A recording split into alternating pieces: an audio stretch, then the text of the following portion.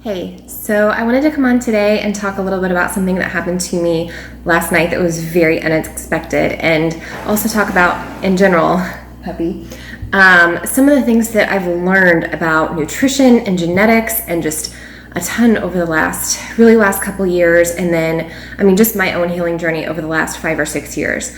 So the first thing is, I had a migraine last night. If you've been a long-time follower, you know migraines are kind of why I got into it. It's a very big part of it. I've had debilitating migraines. I've had some that just go away after laying down in a cold, dark room with an ice pack and some Advil, and I've had other ones where I have been getting an IV drip of morphine in the ER. So I've seen both ends of the spectrum.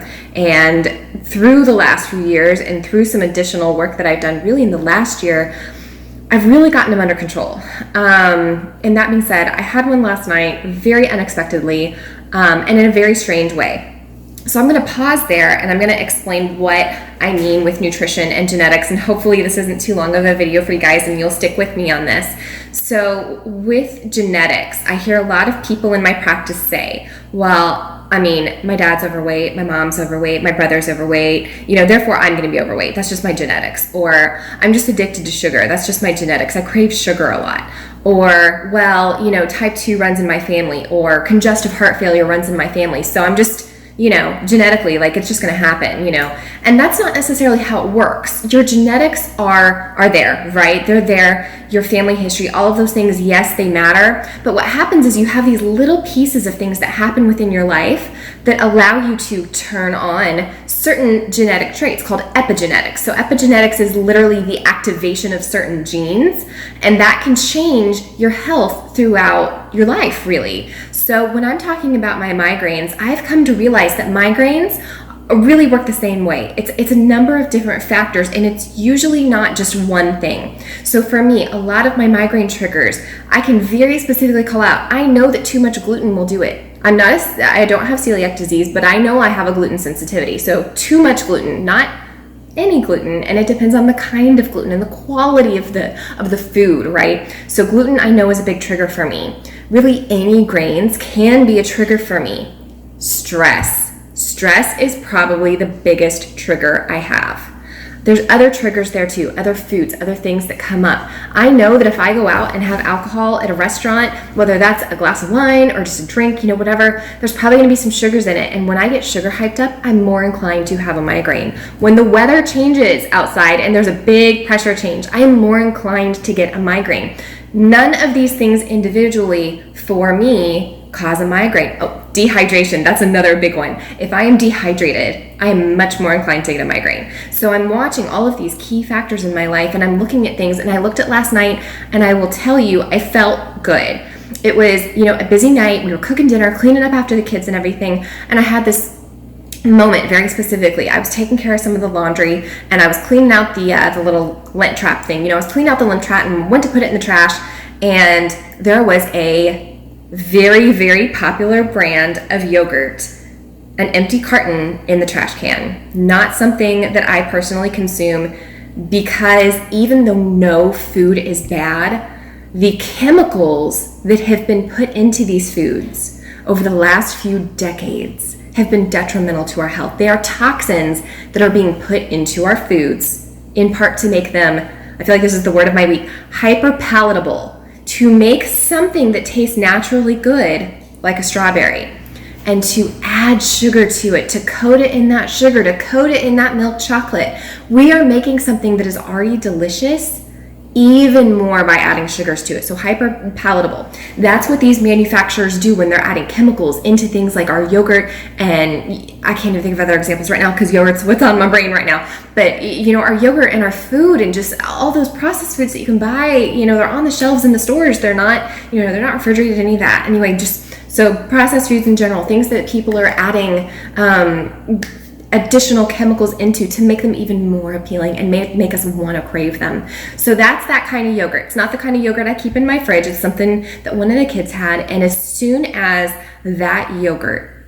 the smell from that yogurt hit my nose, went up into my nose, I could feel it go into my head. And all through here, even, whatever it is, 20 hours later, I don't even think it's that much, 18 hours later, all through here, all of these bones, my cheekbone, my brow bone, it all feels bruised. I have never had a migraine. Well, within 5 to 10 minutes of smelling this yogurt, I was on the bed crying in pain, holding my head, wanting darkness, wanting cold, wanting the pain to just go away. If you've ever had a migraine or a really bad headache, headaches are different, but if you've ever had a really bad headache, I know you know this too. If you've had a migraine, you are nauseated, you are dizzy, you are miserable. You may not have all of those symptoms, but you get some of them. I should say too, I'm also hypersensitive. So any sort of smell, when that smell is there, I'm much more sensitive to it, meaning I take in more. I'm more aware of it. So there's that factor too. So I smelled just what was left of the yogurt in this little piece of plastic, this little plastic Tupperware thing it was in.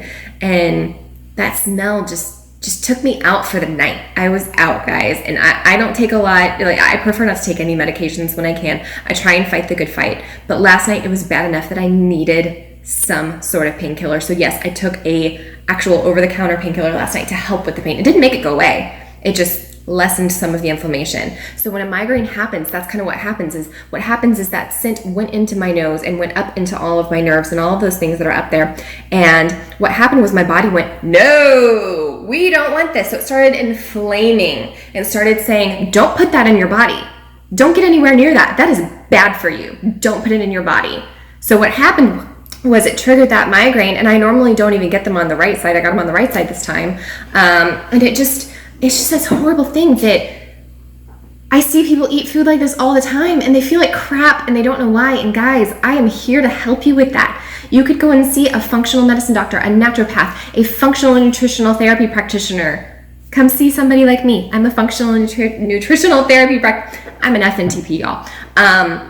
Come see somebody like this who can work with your physiological symptoms, meaning what is going on in your body? Is it a migraine? Is it a rash? Is it allergies? Is it colds? Is it, that you wake up in between 2 and 4 a.m. almost every night? Watching some of you out there and you just went, oh yeah, it is in between 2 and 4. How'd she know it's in between 2 and 4? Because that's a symptom of an underlying issue that working with someone like me or working directly with me can help you address. So that's why I'm coming on here today, is to talk about it, to make you aware. Because 5 years ago, if that had happened with the yogurt, you can't see it, but there's a little trash can right over there. I wouldn't have known, guys, that it was the yogurt. I wouldn't have known. But this goes back to my earlier point. It wasn't just the yogurt.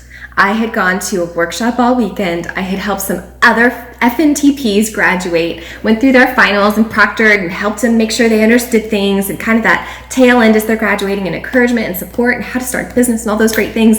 But for me, spending a weekend like that is very emotional, and therefore my adrenals and my stress goes up. It's a healthy stress, but it's a stress nonetheless. I also, for some reason, did not drink as much water. I was totally prepared, had the water I needed, but I've been a little dehydrated the last few weeks. So in between stress, in between dehydration, in between the weather keeps changing on me a little bit. It's nothing horrible and nothing drastic. Not usually a big enough trigger, the weather changes we've had lately. But with all of those things combined, that smell just sent me over the edge. So I wanted to share that today. I wanted to talk about whether it's a food sensitivity, whether it's really not the food, guys. Let me get that straight. Yes, in some cases, there are true food allergies. I know, I'm allergic to carrots, okay? I'm allergic to carrots. Nothing nutrition is gonna do for me that's gonna make me okay with carrots. But that is a real, true food allergy. These food sensitivities that we have, and these food intolerances, and these symptoms that we have that we don't even realize are connected with food. Do you walk outside and as soon as you get out in the sunlight, you go, ooh, it's bright. I need sunglasses. That's a symptom of something deeper going on. It is. If you feel like you have to wear sunglasses in the bright sunlight, there's something deeper going on. If you are waking up in the middle of the night, there's something going on. If you get really, really easily intoxicated, and when you drink even one glass of wine, your face gets real flushed, there's something deeper going on. And that's when you work with someone like me, because if you don't start now, all of those deeper issues, all of those issues are going to cause deeper issues. So we want to get ahead of it. And guess what? If you're already in this deeper issue, you can still come see somebody like me. Come see me. Come see. I have referrals if you're looking for someone local. I have FNTPs all over the U.S. There's even some down in Australia and up in Canada. And there's some that are kind of in different little spots. So if you need that, let me know. I'm more than fine referring you because I love my practitioners and I love my network and I love my community. But guys, don't wait. If your quality of life is not where you want it to be, and your doctor is saying, that's just how it is. You're just getting older. That's just how life is. Don't accept that. Don't accept that. There are foundational things that you can be doing to improve your quality of life. I was on here to talk about migraines, and I know that I'm driving home, but there are things that you can do to improve your quality of life, and I would love to help be a part of that, whether that's through referring you to someone or working with you directly. Thank you. Have a good day.